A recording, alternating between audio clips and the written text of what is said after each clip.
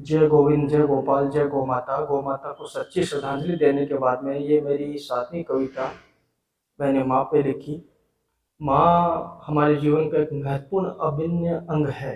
माँ के बिना एक बच्चा अधूरा है। माँ के बिना एक बच्चे की जिंदगी दयनीय है। इस धरा पे एक ईश्वर के अवतार में है, वो माँ है। तो माँ के बारे में कोई भी विद्वान ज़्यादा कुछ नहीं लिख पाया, क्योंकि माँ का ऋण हमारे कंधों पे बहुत ज़्यादा है। शायद हम माँ का ऋण चुकता भी नहीं कर पाएंगे इस जन्म में। तो माँ को ध्यान में रखकर एक 7वीं कविता मैंने माँ पे लिखी, और उस माँ को ध्यान में रख कर लिखी जिस माँ का दूध सत्यु के श्री कृष्ण ने पिया है। गौ माता जो आज हमारे आंखों के सामने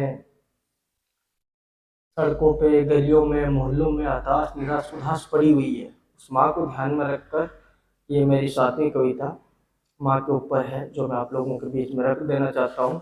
माँ ईश्वर का रूप है, माँ पृथ्वी का स्वरूप है, माँ दुख हरता है, माँ सुख करता है, माँ धूप है, माँ छाँव है, माँ कोमल भावनाओं की मन मन मुस्कान है। माँ एक बच्चे का दुख हरने वाली देवी है। एक बच्चे को सकून, आनंद, चैन की नींद सुलाने वाली माँ है। जिस प्रकार बच्चे के जिंदगी में कुछ संकट मुसीबत आती है तो सबसे ज्यादा दुख माँ को होता है। माँ ईश्वर का रूप है, माँ पृथ्वी का स्वरूप है, माँ दुख हरता है, माँ सुख करता है, माँ धूप है, माँ छाँव है, माँ कोमल भावनाओं की मन मन मुस्कान है। माँ तेरे बिन जीवन अपूर्ण है। क्योंकि माँ का शब्द ही अपने आप में विशिष्ट है, अपने आप में बहुत कीमती है। माँ का दर्जा कोई भी नहीं ले सकता। एक माँ ममता की देवी है। माँ ममता की मूर्ति है, माँ दया की देवी है, माँ कोमल भावनाओं की जननी है, माँ पालन करता है, माँ जीवन की किरण है, माँ सुख की कड़ी है। क्योंकि माँ के बारे में ज़्यादा कुछ नहीं लिख पाया।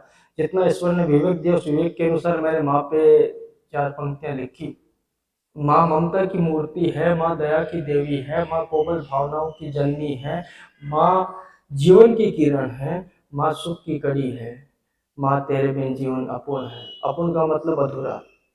ममता, एक माँ अपने बच्चे के प्रति ममता स्नेह रखती है। भले वो बच्चे को डांट फटकार लगा देती है, लेकिन माँ का कलेजा उस वक्त होता है जब बच्चे के जिंदगी में कुछ दिक्कत, कुछ मुश्किल, कुछ प्रॉब्लम आती है, तो माँ का दिल हमेशा रोता है। माँ की करुण ममता हमेशा इरिटेट होती है, दुखी होती है। माँ डांटती भी अपने बच्चे को और एक दुलार भी करती है। तो इस धरा पे एक ईश्वर के रूप में है जो माँ है।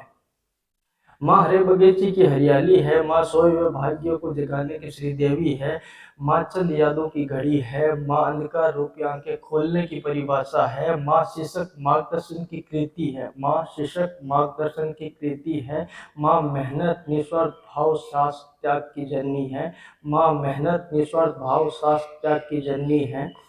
माँ हरे बगीचे की हरियाली है। जिस प्रकार एक बगीचे के अंदर एक माली न हो और उस बगीचे की देख रेख अच्छी प्रकार से न हो, बगीचा सूख जाए, उस बगीचे में कोई भी जाना पसंद नहीं करेगा। यही बोले कि यार बगीचा सूखा हुआ है, कुछ हरियाली है ही नहीं। उसी प्रकार माँ हमारे जीवन के हरे बगीचे की तरह है। एक माँ हमारे जीवन की हरियाली है, सोए हुए भाग्यों को जगाने की श्रीदेवी है। जिस प्रकार एक बच्चा पढ़ाई लिखाई नहीं कर पाता तो माँ डांटती है, फटकारती है और बोलती है बेटा पढ़ाई कर, अच्छे मार्क्स से पास होना है। तो वो बच्चे के भविष्य को ध्यान में रखकर ना जाने कितनी यातनाएं भुगतती है और कई प्रकार की कठिनाइयों का सामना करके उस बच्चे को शिक्षित करना चाहती है। उस बच्चे के भाग्य को जगाने वाली माँ ही तो है।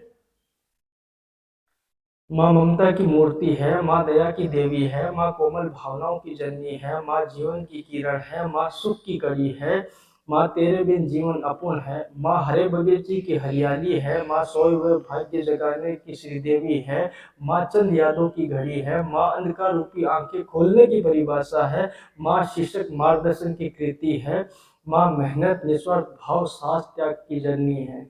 एक माँ अपने बच्चे के प्रति हमेशा निस्वार्थ भाव से ही कार्य करती है कि मेरा बच्चा सक्सेस हो जाए, आनंदित रहे, खुश रहे। माँ के दिल में बच्चे के प्रति हमेशा स्नेह ममता की भावना भरी रहती है। भले वो बच्चा माँ को एक निश्चित टाइम के बाद पूछे भी ना, माँ को पानी तक का ना पूछे, लेकिन एक माँ की ममता है बच्चे के प्रति हमेशा आगे बढ़ चढ़ के रहती है।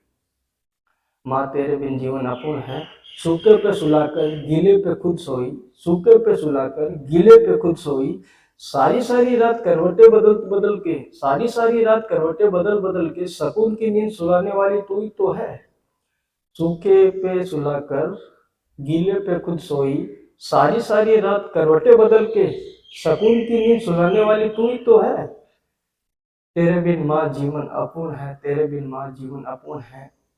चार पंक्तियां मैंने भारत देश के यशस्वी प्रधानमंत्री नरेंद्र मोदी जी की माँ हीराबेन को ध्यान में रखकर मैंने लिखी, क्योंकि उसी दौरान जब कविता लिखी थी तो तनुषा शर्मा के कुछ ही दिनों के बाद में भारत देश के यशस्वी प्रधानमंत्री नरेंद्र मोदी जी की माँ हीराबेन का स्वर्गवास हो गया, ईश्वर को प्यारी हो गई। उस माँ को ध्यान में रखकर चार पंक्तियां मैंने लिखी। तेरे बिन माँ टूट चुका हूँ, तेरे बिन माँ टूट चुका हूँ, क्यों मुझे छोड़कर चली गई, मौत की सुनी गलियां क्यों चुनकर चली गई। भारत देश के यशस्वी प्रधानमंत्री की माँ हीराबेन जी को ध्यान में रखकर मैंने चार पंक्तियां लिखी। तेरे बिन माँ टूट चुका हूँ, तेरे बिन माँ टूट चुका हूँ, क्यों मुझे छोड़ के चली गई, मौत की सुनी गलियां क्यों चुनकर चली गई, मौत की सुनी गलियां क्यों चुनकर चली गई। माँ तेरे बिन तेरा लाल अधूरा है, माँ तेरे बिन तेरा लाल अधूरा है, पुनः तुझे अखंड भारत देश मिले, पुनः तुझे अखंड भारत देश मिले, पुनः मैं तेरा लाल बनूं, पुनः तुझे अखंड भारत देश मिले, पुनः मैं तेरा लाल बनूं। जो हाथ उठते थे दुआओं में, जो हाथ उठते थे दुआओं में, पुनः मैं तेरा चिराग बनूं। हीराबेन को ध्यान में रखकर और ये चार पंक्तियां मैंने लिखी। 100 साल की उम्र में उनकी डेथ हुई 30 दिसंबर 2022। तो कहने का मतलब यही है कि जो माँ हमारे घर में एक देवी के दुर्गा के रूप में, एक ईश्वर के रूप में है, जिस माँ ने कई ख्वाब देखे अपने बच्चे के प्रति, वो ख्वाब पूरे नहीं हो पाते हैं, और वो माँ वृद्धाश्रम में क्यों। आज 21वीं सदी में वृद्धाश्रम की संख्या बढ़ती जा रही है, बढ़ती जा रही है, बढ़ती जा रही है। जिस माँ को घर में होना चाहिए वो वृद्धाश्रम में क्यों। आज 21वीं सदी में न जाने के ऐसे ऐसे कई अमानवीय बदलाव हो गए हैं जिसकी आप हम कल्पना भी नहीं कर पाएंगे। मैं अखंड भारत देश के सारे भाइयों को यही कहना चाहता हूँ कि माँ एक ईश्वर का रूप है, माँ की पालन होना चाहिए। माँ एक इस धरा पे साक्षात ईश्वर है, और माँ की ममता हर कोई बच्चा नहीं हैंडल कर पाएगा।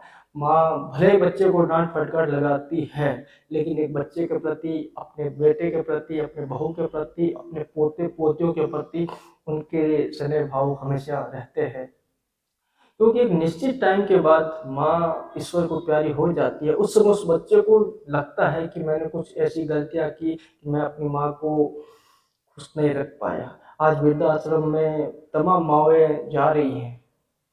आज वो बेटे बहू, जिस बहू को एक बेटी बना के, बहू का दर्जा दे के अपने घर में लेके, वही बहू उस माँ की दुश्मन बन रही है और वृद्धाश्रम तक उस माँ को पहुंचा देती है। अपने स्वार्थ सिद्धि के लिए वो अपने सास को भी घर से बाहर निकाल देती है। 21वीं सदी की हकीकत कड़ी सच्चाई है जो मैंने कविता के माध्यम से प्रकट की। तो कहने का मतलब मेरा यही है, एक माँ के लिए हमारे जीवन में सब कुछ यहीं रह जाना है। एक माँ ही है जो एक बच्चे का दुख दर्द समझती है।